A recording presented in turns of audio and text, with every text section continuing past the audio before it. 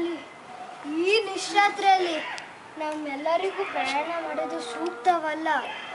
ಅದರಿಂದ ನಾವೆಲ್ಲ ವಿಶ್ರಾಂತಿ ತೆಗೆದುಕೊಳ್ಳೋಣ. ನಿಮ್ಮೆಲ್ಲರಿಗೂ ಒಪ್ಪಿಗೆ?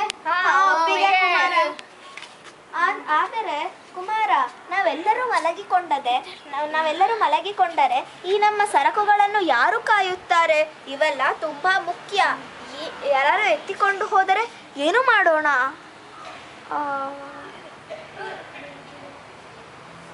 ನನಗೊಂದು ಉಪಾಯ ಹೊಳೆಯಿತು. ನಾವ್ಯಾಕೆ ಸುಮಾರು 2 ಗಂಟೆಗಳ ಕಾಲದಲ್ಲಿ ನಮ್ಮ ಸಾಮಗ್ರಿಗಳನ್ನು ಒಬ್ಬರಾದ ನಂತರ ಕಾಯಬಾರದು? ಒಳ್ಳೆಯ ಉಪಾಯ ಅಕ್ಕಸಾಲಿಗ. ಯಾರು ಮೊದಲು ಕಾಯುತ್ತಾರೆ? ನಾನು ಮೊದಲು ಕಾಯುತ್ತೇನೆ. ನಂತರ ನಾನು ಕಾಯುತ್ತೇನೆ. ನಿಮ್ಮೆಲ್ಲರ ನಂತರ ಉಳಿದಿರುವುದು ನಾನಲ್ಲವೇ?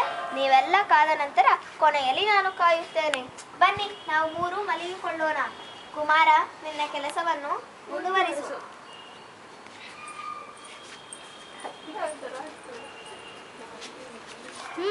ಬನ್ನಿ, ಚೆನ್ನಾಗಿ ನಿದ್ರೆಯನ್ನು ಮಾಡೋಣ.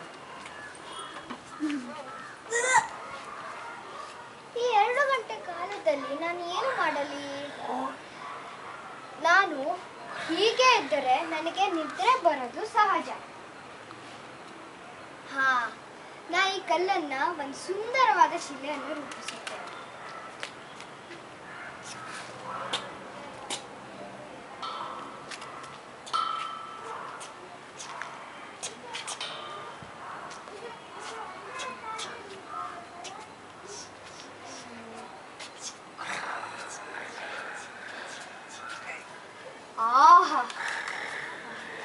ಆಹಾ, ಇಂಥ ಸುಂದರವಾದ ಶಿಲೆ. ನನ್ನ ಸರದಿ ಮುಗೀತು.